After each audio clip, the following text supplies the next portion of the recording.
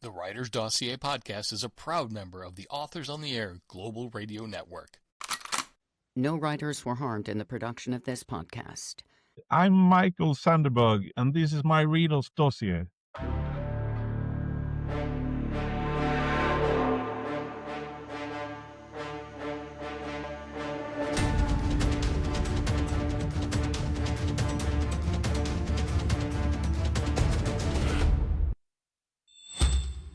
Hey, everybody. Hi, this is Jeff Circle right here at the Writer's Dossier studio, writer's room, and occasional speakeasy. We do some reading here, too, and that's what we want to do today. We're not going to read in front of you. That would be a boring podcast, but I'm here with the internet's good friend of writers, Mikael Sandeberg. So, Mikael, thank you for joining us today, all the way from Sweden. Yeah, thank you for having me. This is part of the Rabid Readers Dossier, the Rapid Readers series. Thanks, readers, because without readers, there wouldn't really be any big need for books. So all you writers out there, Mikael is one of your biggest champions, and especially in thrillers. So we're going to get right to some questions, and then we've got some books here we're going to cover. So, Mikael, let me just start right off here. Tell people a little bit about where you live and how many books you have behind you. Well, I live in the southern part of Sweden called Skåne, and I've been here almost all my life. And at the moment, you can see I have some books behind me. I have some books on both of my sides and in front of me. I'm surrounded by 3,500 books approximately. 3,500. I love that. Yeah, and I have some more in this room. This is my little library. Well, people need to get to know you a little bit. You are known as just a book ranger on social media. You're known as a bibliophobe. Explain that a little bit. How did you land on that name for your social media handle? It's always difficult to find a name, but I found this name, and it's actually a Swedish version of the Latin expression, a bibliophobe. And it means the fear of running out of things to read. That is fantastic. I love that. Well, you don't have any fear of running out of things to read, even if you have to go to something for a second or third read. If you had to do that, if you didn't have any books that you had that were new, what book would you pick? Because I'll start off here. I have mine, Term Limits. And for everyone who's watching on YouTube, go to youtube.com/@JeffCircle. I'm holding up Vince Flynn's Term Limits, my favorite all-time book, signed by Vince Flynn. Wow. So, yeah, I know. I'm missing the jacket, but man, what a treasure that is. What would you go to, Mikael, if you had to reread one of the books behind you? Well, I've reread a few books a number of times, but this one is probably my absolute most favorite one. Oh my goodness. It's Musashi by a Japanese author called Eiji Yoshikawa. And I actually have Japanese, or is it a translation? I actually have this English version too. Okay. You blew me away right there. I don't think anyone expected you to hear that. So you're holding up the cover. It's really cool. I usually recommend this one when I talk about favorite books. Okay. It's based on a real live character who lived in the 15th century in Japan. And he is famous for never losing a duel. And he won something between 60 and 80 duels. Wow. And at the age of 60, he wrote a book called The Book of Five Rings. All right. And it's a philosophy book of how you're going to live your life. I think that's fantastic. And this book is written like a fiction book about his life. That's but it's really cool. based on real events. Right. I love that.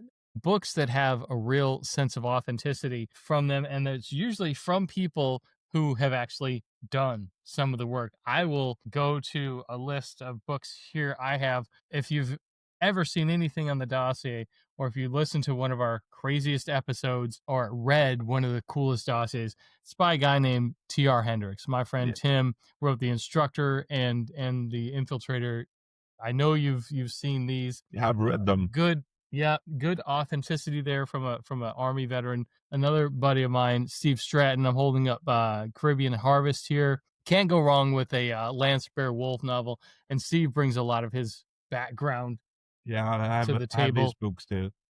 You have his books too. I love it. Someone I know a little bit, Brad Taylor here, former Delta Force from the United States Army, military, wrote some really bangers here. He's still knocking them out. And of course, Jack Carr brings the kind of authenticity to his writing that you're just not going to find everywhere. So I love Also, that yeah, I love your example there of someone who wrote a book like that and then came out with a How to Live Your Life. That's really cool. What else do you have as some of your favorites? yeah, I go back in time. Stephen Hunter, Yep. Yeah. Point of Point of Impact, Impact. the Okay. one that made me buy all his books. Stephen Hunter, there you go. That one did it for you. Nice. I just love the Swagger clan. Yes. Yes. I hear And ya. one book I stumbled upon, Blood Honor by Griffin. Yep. Webb Griffin, Blood Honor. I have a side connection to that, and this is allowed to be said. It's public now. The W.E.B. Griffin series. It's now going to be written by Jack Stewart. He's working on one right now. Yeah, I know. I've got an arc of it. So there's a shout out to Jack Stewart. A couple more shout outs here. A friend of mine from he lives in a state next to mine, Stephen Conkley. Yeah. Can't go wrong with a Great thriller there. author. And here's something a little different, but The Killing Room by Robert Swartwood was fantastic. I don't know if you saw this. That's one I never tried. All right. Well, there we go. We're learning new things. Then the last two I have here, The Recruiter by Greg Podolsky. He's also in the dossier. He's got a dossier and a podcast episode. And of course, I know you know this guy. Oh, We're yeah. ending on Brad Thor. Oh, yeah. I have all, but sadly only on ebooks. Oh, well, we need to change that. We need to do something. So is Brad Thor really big there because of his long family connections to the region? I don't think so, actually. Okay. Well, I think he could Most be of Brad's. the authors is rarely known here. I know Jack Carr is gaining here. Nick Petrie is also gaining much through audiobooks. That's really cool. Yeah, I know Nick. I didn't grab one of his books. All of these were sent to me. I'm really happy to have them. You should look into being Brad's ambassador to Sweden. Yeah, why not? Why not? All right. I'm going to see Brad. I tried to meet him. He was a couple of years ago. He was in Copenhagen with his father. Yeah. And I messaged him a lot and tried to set up a meeting, but it fell through. I'm going to see Brad in a couple weeks. I'm going to mention this episode. I'm going to tell him about you and see if we can't get you guys hooked up together. But I actually have quite little feeling for what books are popular in Sweden. Yeah. Because I have nearly no contact with Swedish readers. Really? Oh, so you don't go to a Swedish book club? No. And when I check on statistics, I have like 87% of all my followers are from other countries. Yeah, I decided right away that I should do this all in English because I read mostly English literature, and so much of Europe. Yeah, so much of Europe speaks English. When I lived over there, everywhere I went, I was able to get by. Yeah, but it's really funny because Jack Carr has relations back to Scandinavia. I didn't know about Brad Thor. There are lots of writers who have some connection from this part of the world. And I'm serious. J.P. Patton, who is one of my favorites, he only has, I think it's 2 generations back, also from Skåne. Okay. So, yeah, there you go. And he is actually one of the guys who tricked me to go on NetGalley and be a member of NetGalley. All right. He found me, I think it was 2016, and asked if I wanted to read his first book. Nice. But I had to be a member of NetGalley to do that. Right. Yeah. So I joined NetGalley, and a couple of thousand books later. Yeah, and a good way to get them, especially across the pond. It's got to be harder to get, to walk into a bookstore and find, book from someone like Stephen Conkley. Yeah, and that is actually one of the reasons I read mostly ebooks. It's the shipping costs. Okay. Yeah, absolutely. I won a copy of Eric Bishop's first book, The Body Man. Yeah. And I was in the drawing and won one of the copies. And right away he said, "No, I have to ship it to Sweden." Exactly. And I couldn't resist now to order Jack Carl's latest Cry Havoc, the shot through edition. Okay. And that is my most expensive book so far. It's all in shipping. Well, how Yeah. many books have you, how many? So far, I'm on my 112th book. Oh, 112 books. I was going to say we're recording this here in mid-August. So I think you can hit 150 by the end of the year No more. or more. That is I fantastic. actually did a little calculation. Between 18 and 24 now, I average 220 books a year. Wow. I'm blown away and I absolutely love it. What got you into reading? My mother, Okay.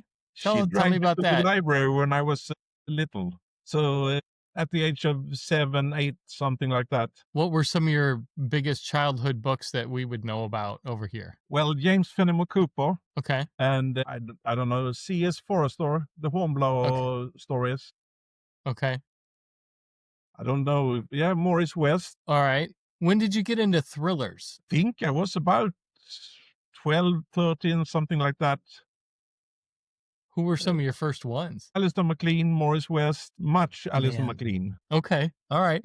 Well, there's some good references there for folks who are looking for, something different, something new that they may have missed. Go Yeah, back and read I know. some of I think it was 2 years ago, Kashif from Best Thriller Books. Yep.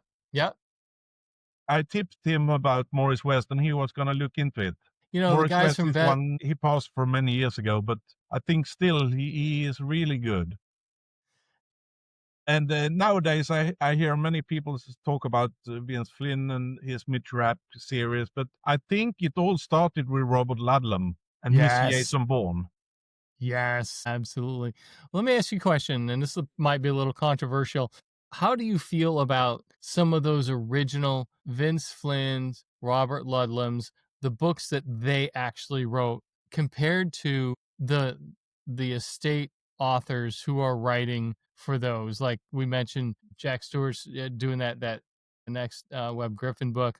Do you Well, I think- follow the next series if it's a different I think author? the Mitch Rapp series is very well done. Okay, Kyle Mills. Yep.